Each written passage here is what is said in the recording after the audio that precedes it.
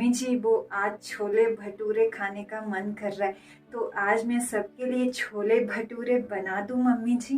अरे बहू, अभी ये उम्र क्या हमारी चटखारी लेने की है। बहू सिंपल सी घिया की सब्जी बना दो और चपाती बना दो। वैसे भी ना छोले भटूरे में बहुत तेल जाएगा। एक बात कहूँ, जब से शादी करके तू इस घर में आई है ना, तब से एक महीने का राशन आधे महीने में खत्म हो जाता है। सिंपल सा खाना बना दो, जाओ। छोले भटूरे। ठीक है मम्मी जी, जैसा आप कहो। और हाँ बहू, मैं ना 2 दिन के लिए बुआ सास के यहाँ जा रही हूँ, तो घर का अच्छे से ध्यान रखना। हाँ ठीक है।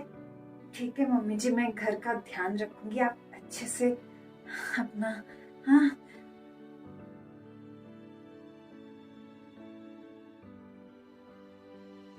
मम्मी जी आपसे एक बात कहूँ, आपके जाने के बाद बुरा मत मानना। हाँ, आपके जाने के बाद मैंने छोले भटूरे बनाए थे। मोहल्ले के जितने भी लोग हमारे यहाँ आते हैं ना, सबको खिलाए। माँ बुरा मत मानना। हाँ, मैंने ना कमला आंटी को भी खिलाए। उनसे पूछो ना कैसे बने थे, आप बताओ ना माँ को। अरे हाँ उमा जी, आपकी बहू ने क्या छोले भटूरे बनाए थे, मजा आ गया छोले भटूरे खाकर। आपकी बहू के हाथों में जादू है। आप बहुत लकी हो कि आपको ऐसी बहू मिली है।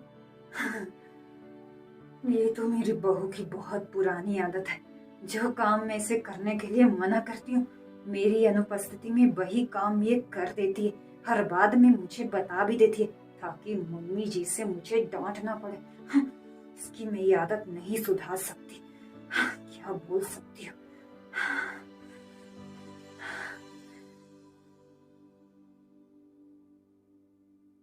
का फोन आया था, माँ की तबीयत बहुत खराब है। मुझे ना कुछ दिनों के लिए मायके जाना है। आप माँ से बात करो ना, आपकी बात वो नहीं टालेंगी। अरे प्रिया तुम टेंशन मत लो, मैं माँ से बात करूंगा। आपसे एक बात कहनी थी। वो प्रिया के पापा का फोन आया था। प्रिया की माँ की तबीयत बहुत खराब है। प्रिया को कुछ दिनों के लिए मायके जाना पड़ेगा। माँ, आप कुछ दिन के लिए घर अकेले संभाल सकती हो? बेटा मुझे कोई दिक्कत नहीं है, अगर बहू अपने माँ से मिलना चाहती है, मुझे कोई दिक्कत नहीं है, वो जा सकती। पर बेटा एक बात कहूँ, मैं बूढ़ी हो चुकी हूँ, अब अकेले मैं घर नहीं संभाल सकती। एक और बात कहूँ, प्रिया की माँ की सेवा उसके भाई भाभी को करनी चाहिए, ना कि प्रिया को। ये उनका कर्तव्य है, ना कि प्रिया का। मैंने सही कहा ना बेटा? मम्मी जी आप एक काम करो, आप दीदी को कुछ दिनों के लिए यहाँ बुला लो, क्योंकि जब तक मेरी माँ पूरी तरह से अच्छी नहीं हो जाती, मैं ससुराल नहीं आऊंगी। हाँ बोलो ना माँ को। ठीक है बहू, तू ऐसा कर, मायके चली जा, पर हाँ जल्दी आ जाना। अकेले।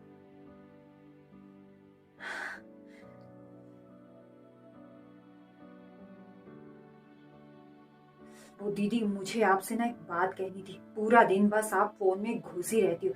अरे कम से कम मम्मी का काम में हाथ बटा दिया करो।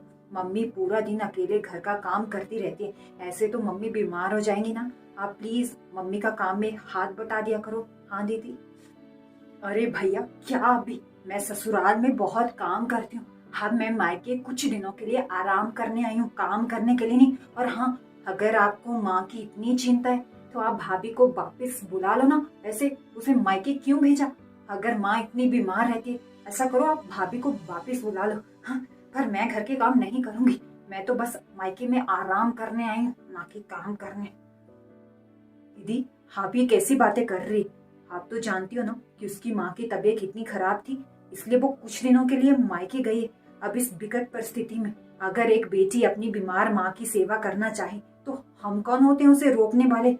हम बहुत लकी हैं दीदी। आप भी बहुत लकी हो कि आपको ऐसी भाभी मिली है। माँ बहुत लकी है कि उसे ऐसी बहू मिली है। और मैं भी बहुत लकी हूँ कि मुझे प्रिया जैसी पत्नी मिली है, जो हम सबका इतना ख्याल रखती है।